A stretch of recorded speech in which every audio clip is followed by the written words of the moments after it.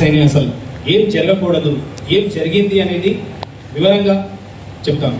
ఒకసారి వినండి. ఒకసారి ఫస్ట్ ఆఫ్ ఆల్ ఎఫ్ఐఆర్లో జరిగిన సెక్షన్స్ ఏవైతే ఉన్నాయో 8C, 22A, 27, 29 NDPS act, narcotics, drugs and psychotropic substances పైన ఉంది. అదేవిధంగా 25, 1B, 90, 30 ఆర్మ్స్ యాక్ట్, అంటే గన్ కాల్చిండ్రు అని చెప్తున్నారు వాళ్ళు, పోలీస్ వాళ్ళు.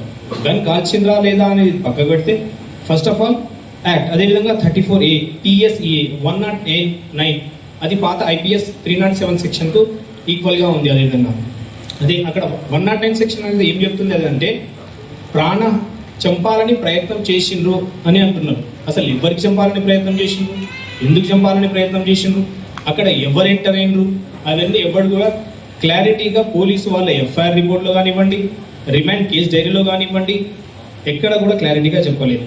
అదేవిధంగా read with section 3 Class 5 BNS common intention ఉంది అని అంటున్నారు.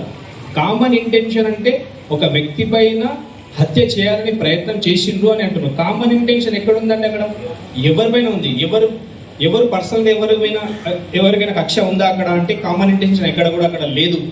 ఇవన్నీ పెట్టిన సెక్షన్స్ అనేవి కూడా కేవలం రాజకీయంగా ప్రేరేపితమైనవని చెప్పవచ్చు. అదేవిధంగా రివాల్వర్ గురించి చెప్తున్నాం. రివాల్వర్ గన్ పేల్చిండ్రు, నమిత్ శర్మ పేల్చిండ్రు, దానికి రోహిత్ రెడ్డి గారు పేల్చమని చెప్పిండ్రు అని వాళ్ళు ఊహించుకొని చెప్పి పెట్టిన సెక్షన్ అది 109 ఆర్మ్స్ యాక్ట్ అనేది. అక్కడ ఎక్కడ కూడా రోహిత్ రెడ్డి గారు చెప్పిండ్రు అనేది ఎక్కడ కూడా సాక్ష్యం వాళ్ళ దగ్గర ఎక్కడ కూడా పోలీసులో లేదు. నేను డ్రగ్స్కు అదేవిధంగా ఆర్మ్స్ యాక్ట్కు ఒక సెక్షన్ దానికి పోలీసు చెప్తాను, ఒకసారి వినండి. 109 ఆర్మ్స్ యాక్ట్, గన్ పేల్చిండ్రు, చంపడానికి ప్రయత్నం చేసిండ్రు. ఎవరు చంపడానికి ప్రయత్నం చేసిండ్రు? మీరు ఒకసారి ఎఫ్ఐఆర్ చూస్తే ఎవరు చంపడానికి ప్రయత్నం చేసిండ్రు? గాల్లో పేల్చిండ్రా, మీ మీద వెలిచిండ్రా, నా మీద వెలిచిండ్రా అనేది ఎక్కడ కూడా క్లారిటీగా లేదు. డ్రగ్స్లో ఎంత చెప్తారు? 2 grams అని అంటున్నారు. SP Giridhar Shashidhar eagle team SP ఆయన ఏమంటారు? ఒకసారి 1 gram అంటారు, ఒకసారి 2 grams అంటారు. NDPS యాక్ట్ 1951 ప్రకారం ఏం చెప్తుందంటే మీగర్ క్వాంటిటీ, చాలా తక్కువ క్వాంటిటీలో 41 CRPC పాత సెక్షన్స్ ప్రకారం, ఇప్పుడున్న 35 Class 3 BNSS ప్రకారం స్టేషన్ బెయిల్ ఇచ్చి పంపించవచ్చు. అట్లా ఇవ్వకుండా ఏం చేసినంటే NDPSలో అయితే ఖచ్చితంగా బెయిల్ ఇవ్వాల్సి వస్తుంది. కాబట్టి ఏం చేసినంటే దానికి 109 సెక్షన్ యాడ్ చేసిండు. ఎట్లనే చేసి రోహిత్ రెడ్డి, రితేష్ రెడ్డి, నమిత్ శర్మ ముగ్గురిని ఖచ్చితంగా జైలుకు పంపించాలని ప్లాన్ చేసిండ్రు. కాబట్టి అది ప్రీ ప్లాన్ అని మనం అనుకోవచ్చు. అదేవిధంగా శశిధర్ గారు ఏమంటారు? ఒక రిపోర్టర్ అడిగిన ఆయనకు ప్రెస్ మీట్ లోపల అడిగినప్పుడు వీళ్ళందరూ కూడా ఫస్ట్ టైం డ్రగ్స్ తీసుకున్నారా, వీళ్ళు హ్యాబిచువల్ అఫెండర్సా అని అడిగిండు రిపోర్టర్స్. కాదు, వీళ్ళందరూ ఎవరు కూడా హ్యాబిచువల్ అఫెండర్స్ కాదు, కేవలం ఫస్ట్ టైం తీసుకున్నారు.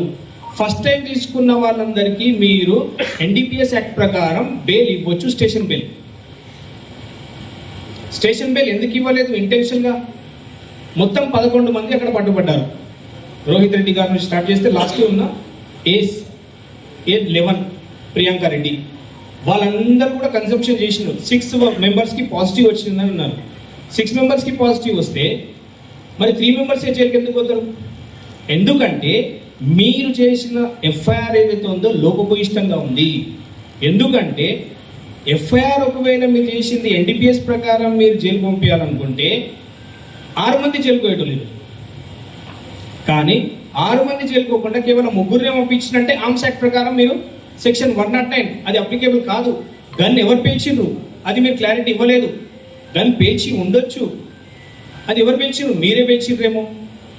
అదేవిధంగా రివాల్వర్ గురించి చెప్పిండ్రు. ఆర్మ్స్ యాక్ట్లో ఇంకో విషయం ఉంది రివాల్వర్ గురించి.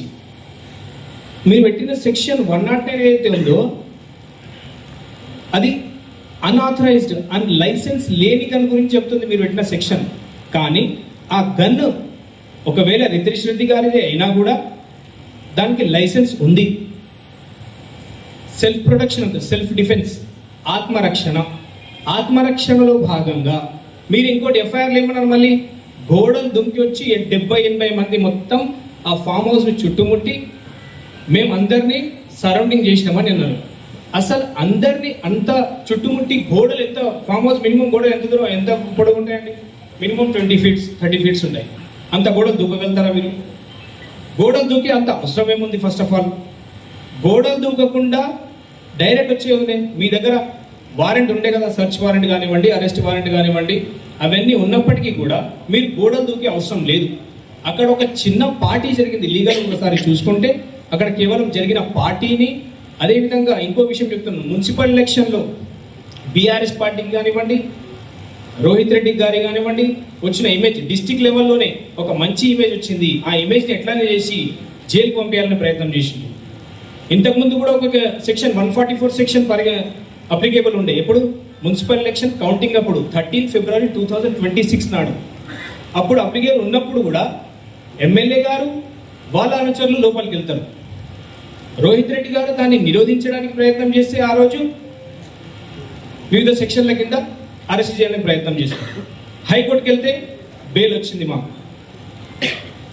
అది సక్సెస్ కాలేదనే ఉద్దేశంతో మళ్ళీ ఏం చేసిండ్రు, డ్రగ్స్ అంటగట్టి డ్రగ్స్ తర్వాత మళ్ళీ 109 డ్రగ్స్లో ఎట్లయినా సెక్షన్ స్టేషన్ బెయిల్ వస్తుందనే ఉద్దేశంతో ఏం చేసిండ్రు, 109 ఆర్మ్స్ యాక్ట్ పెట్టి ఖచ్చితంగా ఎట్టి పరిస్థితుల్లో జైలు పంపించే ప్రయత్నం చేసినారు. నేను స్పష్టంగా చెప్పగలను. అదేవిధంగా అక్కడ ఉన్న ఒక ఎంపీ కూడా ఉన్నారు, మహేష్ కుమార్ యాదవ్. ఆయన కూడా పాజిటివ్ వచ్చిందని చెప్పాను స్టార్టింగ్లో. కానీ ఆయనకి ఎందుకు పంపించలేదు? ఇప్పుడున్న మన సీఎం గారు ఎవరి శిష్యులు అనే విషయం మనందరికీ తెలిసిన విషయం. ఆయన ఎంపీ ఏ పార్టీకి సంబంధించిన వారు అని కూడా మనందరికీ తెలుసు. అదేవిధంగా 0.26 గ్రామ్స్ బిలో 1 ఇయర్ పనిష్మెంట్ ఎంత అండి? 1 year, below 1 year, below 7 years వరకు ఎప్పుడు కూడా ఏ అక్యూజ్ని కూడా జైలుకు పంపించడానికి లేదు. మరి మీరు రోహిత్ రెడ్డి గారిని, రిషిత్ రెడ్డి గారిని, అదేవిధంగా అమిత్ శర్మ గారిని జైలుకు పంపించడానికి వెనకాల ఉద్దేశం ఏముంది క్లియర్గా అర్థమవుతుంది. అదేవిధంగా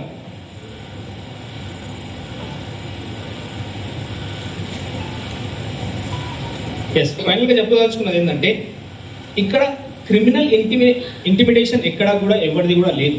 కేవలం జరుగుతున్న ఒక ఫ్రెండ్స్ పార్టీ అది. ఆ ఫ్రెండ్స్ పార్టీలో కావాలని మీరు రాజకీయ దురుద్దేశంతో మమ్మల్ని ఇబ్బంది పెట్టడానికి, మా పార్టీ ఎక్స్-ఎమ్మెల్యే గారిని ఇబ్బంది పెట్టడానికి చేసిన చర్యగా భావించున్నాం. అదేవిధంగా ఆ రోజు పాజిటివ్ వచ్చిందని చెప్తున్నాను, కానీ రోహిత్ రెడ్డి గారు ఈవెన్ లిక్కర్ కూడా తీసుకోలేదు ఆ రోజు కూడా ఎప్పుడు తీసుకోరు. అదేవిధంగా 15/3 ఇంకోటి ఎఫ్ఐఆర్ గురించి ఒక స్పష్టమైన విషయం రాసుకోండి ప్లీజ్. నేనేమంటానంటే, ఇన్సిడెంట్ సాటర్డే 15/3/2026 నాడు జరిగింది.